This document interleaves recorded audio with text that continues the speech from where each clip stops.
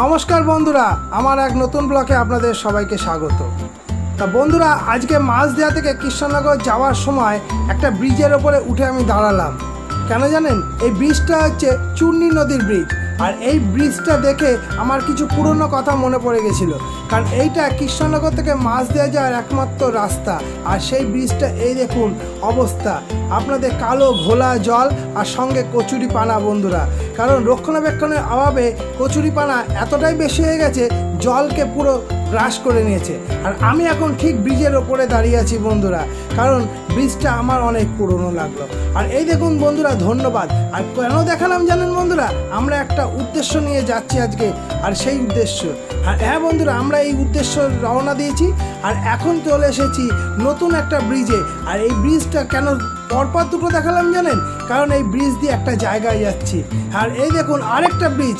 ভারতবর্ষের অনেক ছোট ছোট গ্রামের মধ্যে ব্রিজ দেখা যায়, বাঁশের সাঁকর ব্রিজ। আর সেই কচুরিপানা আমার পিছন ছাড়ছে না বন্ধুরা, কচুরিপানা ওখানে অনেক আছে। আর বাঁশের সাঁকর ব্রিজ যেন পুরনো ইতিহাসকে মনে করিয়ে দেয়। আর এই ব্রিজটা অনেকটা পুরনো, এখানে বাঁশের সাঁকো আর কাঠ দিয়ে তৈরি। আর এই ব্রিজের অনেক ইতিহাস, অনেক ভূগোল আছে বন্ধুরা।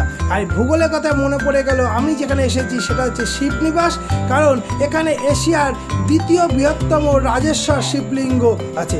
আর এই দেখুন বন্ধুরা পার্ক, মন্দিরে ঢোকার আগে একটা পার্কের দেখা পেলাম।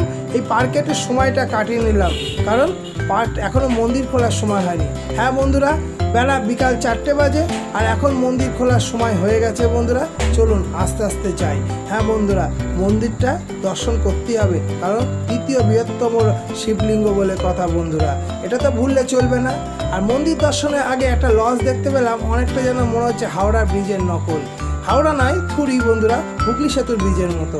এটা এই জন্যই বললাম বন্ধুরা এই করে।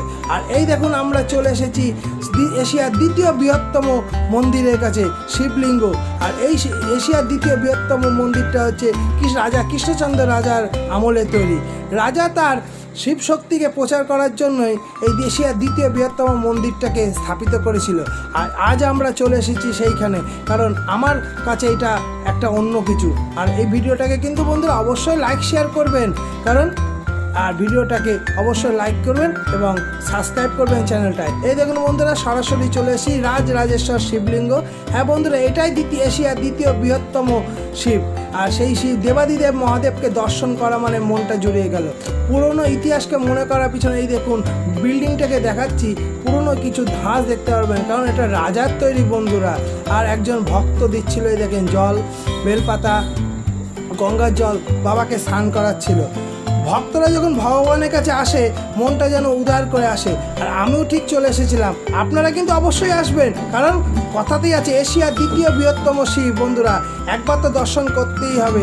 সব শিব একদিকে, এটা রাজরাজেশ্বরী শিব একদিকে। চলুন বন্ধুরা, আরেকটা মন্দির আছে পাশে, এখানে একটা শিব নেই, আরেকটাও শিব আছে। এই মন্দিরটাকে একটু দর্শন করে আসি বন্ধুরা, কারণ এক যাত্রায় পৃথক ফল তো হয় না বন্ধুরা। এই দেখুন চলে এসেছি গহ্বরের ভেতরে আরেকটা শিবের কাছে। হ্যাঁ বন্ধুরা, দেখুন এই শিব যেন মনে হচ্ছে গা তেল চুকচুকে করছে, কারণ এখানে প্রতিদিন ঘি মধু দিয়ে পুজো হয় বন্ধুরা। এই দেখুন সেই সাবেকি ঘর, আর সেই সাবেকি ঘরের মধ্যে পড়ে আছে রাজা কৃষ্ণচন্দ্র রায়ের প্রতিষ্ঠিত দ্বিতীয় শিব। দুটো শিবই এখানে বন্ধুরা আছে।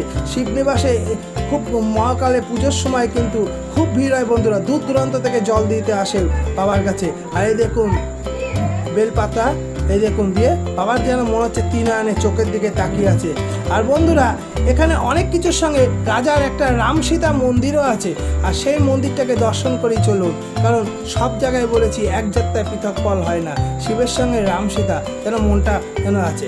এই বন্ধুরা কেমন আছেন বন্ধুরা? আশা করি ভিডিওটা ভালো লাগলো।